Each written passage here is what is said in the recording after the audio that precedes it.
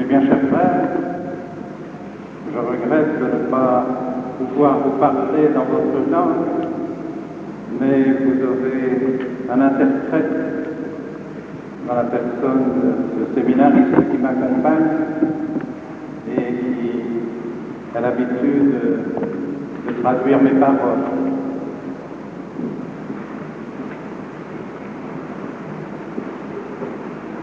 Je remercie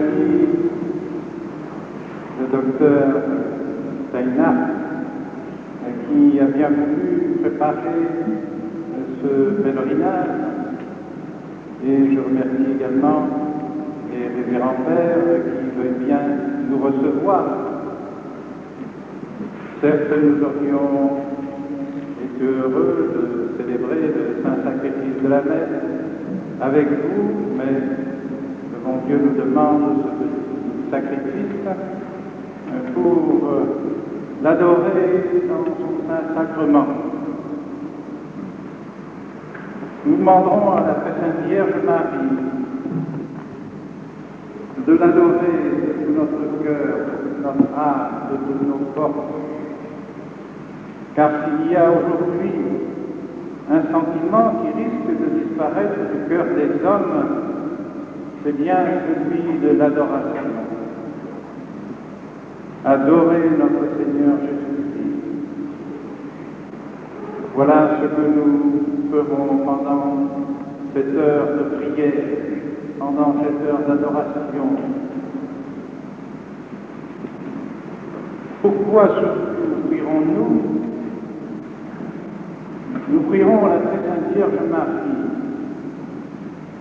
dans ce pèlerinage que vous aimez, dans ce pèlerinage qui est le cœur de l'Autriche, dans ce pèlerinage où tout récemment a été enseveli l'éminent cardinal Vincenzi, et qui est pour nous une image de la foi s'opposant à tous les ennemis de l'Église, de la foi s'opposant à tous ceux qui veulent arracher de nos cœurs cette foi qui est pour nous le gage de la vie éternelle, cette foi sans laquelle un chrétien, un catholique ne peut pas vivre.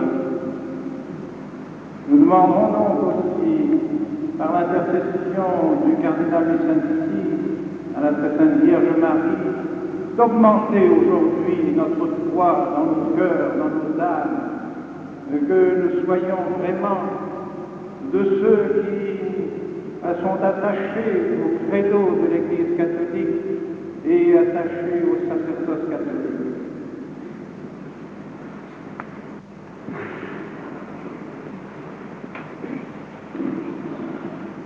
La très Sainte Vierge Marie est d'abord et avant tout la mère du Prince éternel. Notre Seigneur Jésus-Christ a été essentiellement prêtre pour l'éternité, prêtre selon l'ordre de Melchisédek. Toute la vie de notre Seigneur Jésus-Christ, toute sa raison d'être a été d'offrir le sacrifice de la croix, de s'offrir sur la croix. Voilà quel a été le but de la vie de notre Seigneur Jésus-Christ.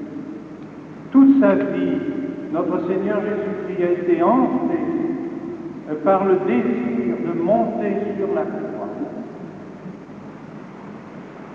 Combien de fois notre Seigneur a dit « Mon heure n'est pas encore venue, mon heure arrive, mon heure est venue ». Pourquoi? Parce que l'heure de notre Seigneur Jésus-Christ, c'était l'heure de son sacrifice. Lorsqu'il est monté sur la croix et qu'il a offert son sacrifice, il a dit lui-même « Tout est consommé, consumatum est, tout est consommé. J'ai fait mon œuvre, j'ai réalisé mon désir, j'ai réalisé ce pourquoi je suis venu sur la terre, offrir mon sacrifice à Dieu pour la rédemption des péchés du monde. Voilà pourquoi notre Seigneur est venu. Et voilà ce que nous enseigne la très sainte Vierge Marie. Car la Vierge Marie n'est que le miroir de la sagesse, le miroir de notre Seigneur Jésus-Christ. Dans son cœur, il n'y a pas un autre nom inscrit dans le cœur de la très sainte Vierge Marie que le nom de Jésus. Et Jésus crucifié. La très sainte Vierge l'a accompagné partout jusqu'au sacrifice de la croix. Elle était là présente comme pour nous enseigner que ce qu'elle avait de plus cher, c'était d'accompagner notre Seigneur sur le calvaire au sacrifice de la croix. Voilà donc aujourd'hui ce que nous enseigne d'une manière plus particulière, comme toujours, aimer le sacrifice de la croix, voir dans notre Seigneur Jésus-Christ crucifié.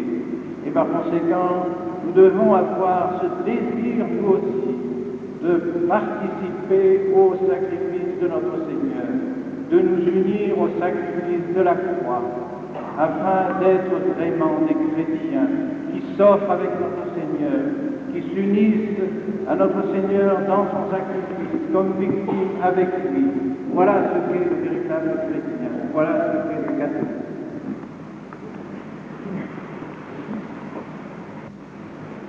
Il me semble que la Vierge Marie, qui se trouve près de la croix, Notre-Dame de Compassion, Notre-Dame co-rédemptrice, nous invite, chacun d'entre nous, chacune des créatures humaines qui naîtra en ce monde, elle nous prend par la main, en quelque sorte, pour nous conduire au calvaire, pour nous faire participer au mérite de notre Seigneur Jésus-Christ. Comment nous fera-t-elle participer au mérite de notre Seigneur Jésus-Christ pour la rédemption de nos péchés?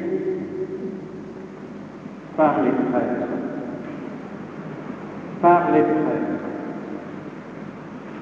Notre Seigneur a voulu que nous participions au sacrifice de la croix, que nous recevions ses mérites, que nos âmes soient lavées de nos péchés par son sacrifice, continué par ses prêtres, lorsqu'il leur a dit à la dernière scène, faites ceci en mémoire de moi. Hoc facite in mea commemoratione. Notre Seigneur n'a pas dit, racontez le récit de ma scène, rappelez-vous de mon sacrifice. Notre Seigneur a dit,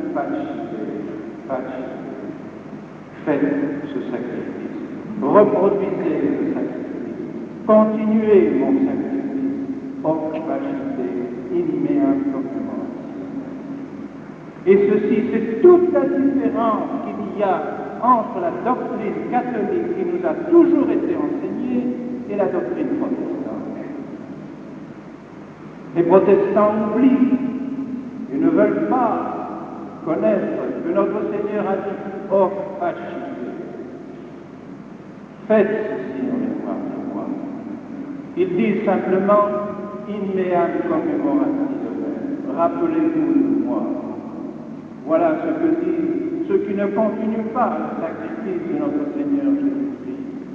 La très sainte Vierge nous apprend avec les apôtres, avec notre Seigneur, nous apprennent que nous devons aller à l'autel avec les prêtres pour offrir le saint sacrifice de la messe, et que par la main de ces prêtres, que par la bouche de ces prêtres, notre Seigneur revienne vraiment sur l'autel comme victime, présent dans la Sainte Eucharistie, par la bouche des prêtres.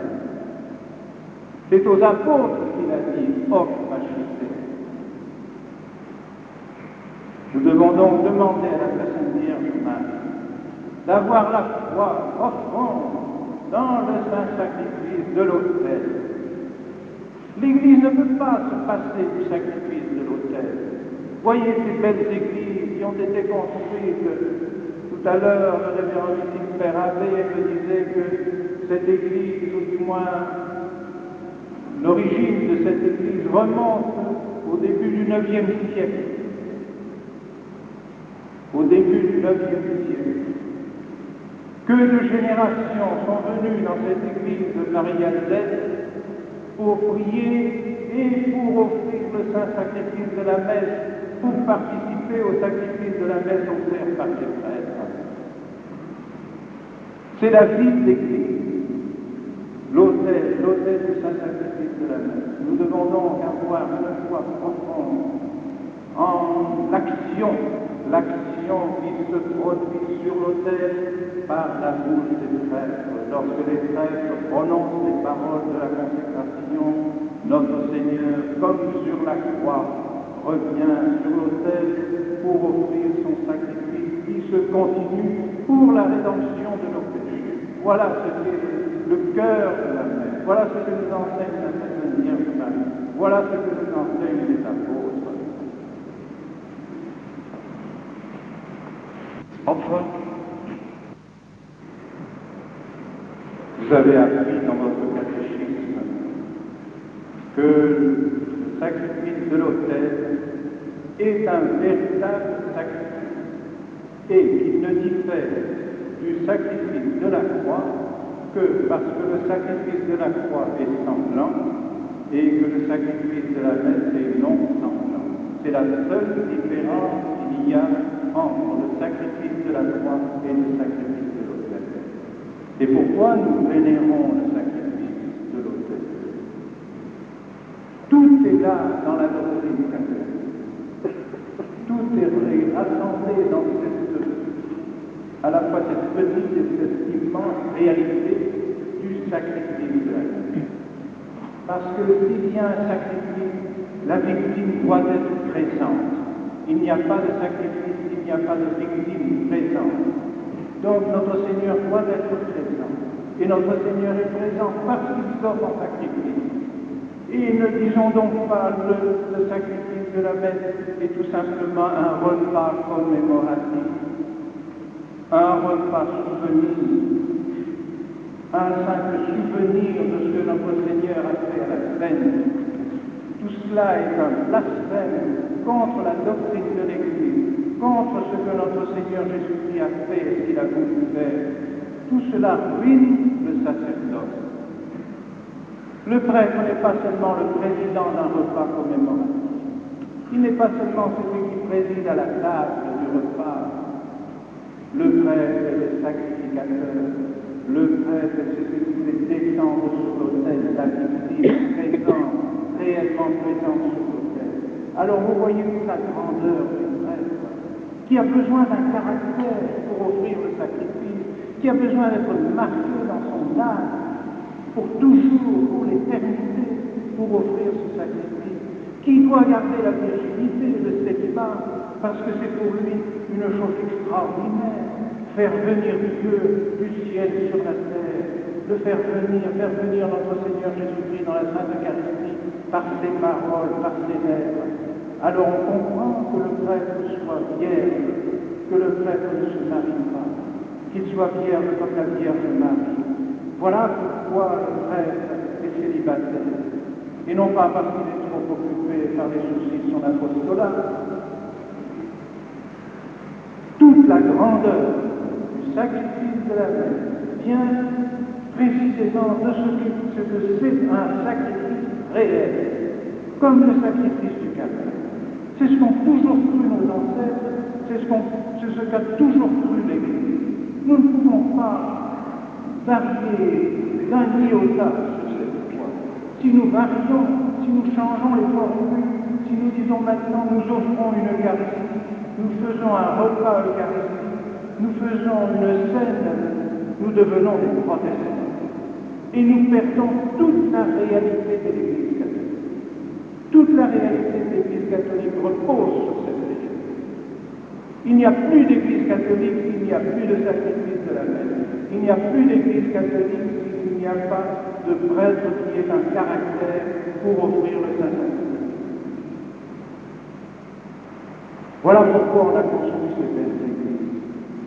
Ce n'est pas pour un repas eucharistique. C'est la foi des fidèles qui a fait construire ces magnifiques basiliques dans le monde entier, dans le monde chrétien, pour le sacrifice de notre Seigneur qui doit se continuer sur l'autel et pour la présence de la divine victime à laquelle nous participons dans la Sainte Communion et avec laquelle nous nous offrons. Voilà la réalité du sacrifice de la messe, voilà la réalité du sacerdoce. C'est aussi pourquoi les fidèles doivent avoir un respect immense pour l'autel de Dieu, pour l'autel où sort le sacrifice. Et les fidèles doivent avoir ce respect de l'Eucharistie, où se trouve vraiment, réellement, substantiellement le corps et le sang de notre Seigneur Jésus-Christ. Nous ne serons jamais assez respectueux, nous n'adorerons jamais avec un cœur suffisamment respectueux la Sainte Eucharistie. Et c'est pourquoi c'était la coutume de l'Église depuis des siècles et des siècles de s'agenouiller pour recevoir la Sainte Eucharistie. C'est prosterner à terre que nous devrions recevoir la Sainte Eucharistie, et non pas debout. Sommes-nous les égaux de notre Seigneur Jésus-Christ? N'est-ce pas lui qui viendra se révéler du ciel pour nous juger? Ne ferons-nous pas, lorsque nous verrons notre Seigneur Jésus-Christ comme les apôtres sur le Tabor, qui se sont prosternés par terre de frayeur et d'admiration devant la grandeur et la splendeur de notre Seigneur Jésus-Christ? N'est-ce pas la honte de notre époque de penser que nous manquons de respect de la vie de notre Seigneur Jésus-Christ? Gardons dans notre cœur, dans notre âme, cet esprit d'adoration, cet esprit de respect profond pour celui qui nous a créés, pour celui qui nous a rachetés, pour celui qui est mort sur la croix pour nos péchés.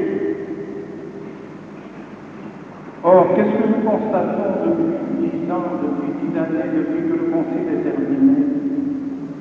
Nous sommes obligés de constater, nous ne pouvons pas fermer les yeux, et nous ne devons pas fermer les yeux sur les réalités, tristes réalités de notre époque, où des prêtres eux-mêmes perdent la foi dans leur sacerdoce, où les prêtres ne savent plus ce que c'est que le sacrifice de la messe, où des prêtres abandonnent leur sacerdoce. Les séminaires se vident. Pourquoi? Pourquoi n'y a-t-il plus de vocation? Parce qu'on ne sait plus ce que c'est que le sacrifice de la messe. On ne sait plus, on ne peut plus définir le prêtre, parce qu'on ne sait plus ce que c'est que le sacrifice de la messe.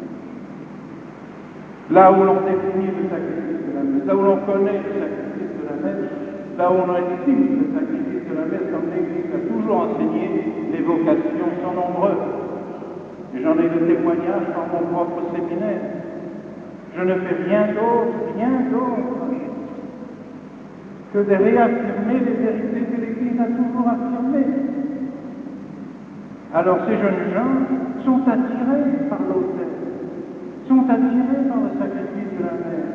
Quelle grâce extraordinaire pour un jeune homme de monter à l'autel, d'être un autre Christ, d'offrir le même sacrifice que notre Seigneur a offert comme ministre de notre Seigneur. Rien de plus beau, rien de plus grand ici-bas. Ça vaut la peine de monter à l'autel, ça vaut la peine d'abandonner une famille, ça vaut la peine de quitter le monde pour monter à l'autel. Mais s'il n'y a plus cela, alors il n'y a plus de raison de vocation. Et c'est pourquoi les séminaires sont qu'on revienne aux véritables notions de la foi, et qu'il y aura des vocations. Mais si on abandonne ces notions de la foi, si on continue dans la ligne dans laquelle l'Église s'est engagée depuis 10 ans, bientôt tous les séminaires seront en vente et toutes les congrégations religieuses seront anéanties. Car qu'est-ce qui est la grandeur et la beauté d'un religieux, d'une religieuse? c'est de s'offrir comme victime à l'autel avec notre Seigneur Jésus. C'est ça le rite religieux de la religion. S'ils n'ont plus cette signification dans leur esprit, je m'offre publiquement dans les églises comme victime avec notre Seigneur. Toute ma vie est offerte avec notre Seigneur, alors la vie religieuse n'a plus aucun sens. Et c'est pourquoi il n'y a plus de vocation. Que l'on revienne ici à cet esprit de victime, à cet esprit de sacrifice, à cet esprit d'union à notre Seigneur Jésus-Christ à l'autel, et alors les vocations refleuriront et deviendront nombreuses. Il y a des vocations, des jeunes désirs se dévouer, ils sont aussi généreux à notre époque qu'à d'autres époques. Mais qu'on leur donne des choses véritables, des choses réelles, ce que l'Église a toujours donné, et alors les vocations refleuriront. Ah, combien je voudrais que vous priez, mes bien chers frères, que vous compreniez pourquoi notre séminaire d'Aixonne est rempli de vocations, pourquoi ces jeunes gens viennent vers nous, pour continuer l'Église catholique, pas pour un autre motif, et non pas pour devenir protestants. Nous refusons de devenir protestants, nous refusons d'être modernistes, nous refusons d'être progressistes dans la mesure où ces choses-là sont contraires à notre vérité catholique, dans ces mesures où ces choses-là ont été condamnées par les papes pendant des siècles et des siècles. Nous refusons. Nous voulons rester catholiques. Nous voulons des séminaires catholiques.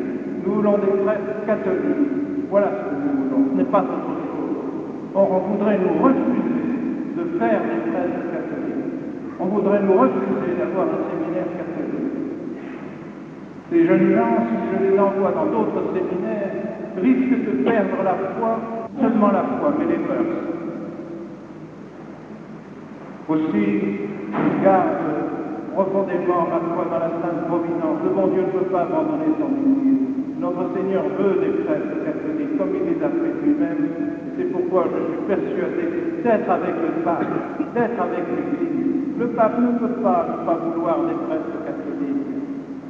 L'Église ne peut pas ne pas vouloir des prêtres catholiques. C'est pourquoi je suis persuadé que nous demeurons profondément unis à notre Saint-Père le Pape, profondément unis à l'Église.